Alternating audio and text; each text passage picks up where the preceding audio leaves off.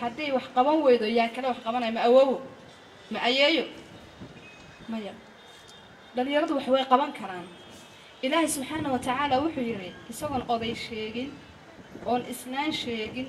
baa wuxuu kaga sheekeeyey suuratulkahfi dhalinyaro innahum aamanuu birabbihim wasidnaahum huda innahum fityatun aamanuu birabbihim wasidnaahum huda ilaahay aadam markuu ka sheekaynayo waxay ahayd quruumo hore qofkeenna ilaa waqtigii nabi maxamed sallallahu alayhi wasallam qofna fityada dhalinyarada kooxda amuu arkin nabi maxamed waa looga warramay quruumo ka sii horreeyay buu ahaa waxaad su'aal u baahan tahay inaad isweydiiso waay ilaahay xilligaa quruumihii xilligaas dhalinyaradii ku jirtay ilaahay ilaa hadda u hadalhaya waay nin baa beri maqaal ka qorayo ninkasuu ku gafay tiradooda maxaana noogu sheegaya waxaan loo fadhiyin ka hadlay laakiin adiga su'aal waxaad isweydiisaa ilaahay quruumo kumanaan kun oo qarni ka hor dhalinyaro wax samaysay muxuu nabi maxamed u barayaa oo xataa inaga inoo barayaa soo qiimeynaya shanma muxuu leeyahay innahum shuyuukhun wa islaamu ilaahay muu yiri fityatun aamanu birabbihim wasidna horta intaas inaad su'aal ku noqotaa wanaagsan dhalinyaradu heerkay ku jiraan kasoo gudub waqtigaas quruumii hore u ahaa waxaad u timaadaa waqtigii nabiyullaahi maxamed sallallahu alayhi wasallam sacad bin waqaas yaa yaqaan intuu leekaa sacad bin mucaad yaa garanaya intay leekaayeen ma odayaal bay ahaayeen markay talada reerahooda goynayeen ma dad waaweyn bay ahaayeen ogaada 17 jirrana way ku guursadeen haddana xaggii guurka tago 17 jirrana way ku guursadeen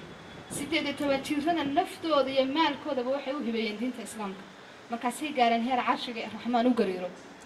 ma yahay nadayaan waxay la tartameen abubakar radiyallahu alayhi iyo saxaabadii la midka ahayd la tartamayeen kasoo gudub waqtigaan kaba kaala waxaad oran doontaa nabigaa la joogaa naga ma nabigaa nala jooga dabaad oran kartaan sama casriyadii dambe imo dhalinyaro yar baa jirta haddaan dib horta u yaro laabto waxaad akhridaa suuratul buruuj والسماء ذات البروج قصده بروج maxay ka waramaysaa inaan yar oo badbaadinaya ayo intaas oo quruumood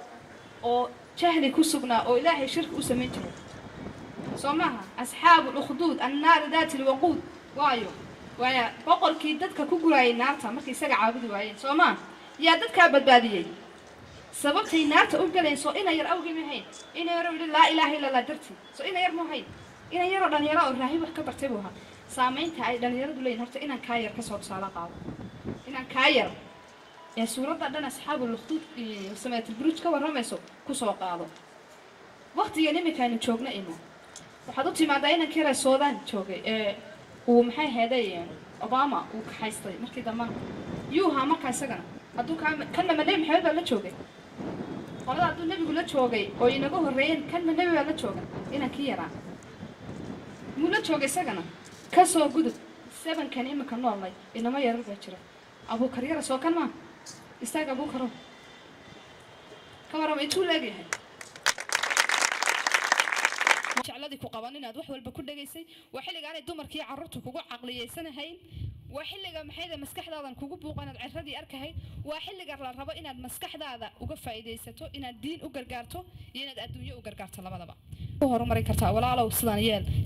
cilmi baad baran kartaa ummadaad bari kartaa siyaasadeed qalin baad wax ku qaban kartaa qowl baad wax ku qaban kartaa maanta bulshadu maalin ay inooga baahi badan tahay ma jiro nabi maxamed sallallahu alayhi wasallam wuxuu lahaa man ra'a munkaran فليغير بيده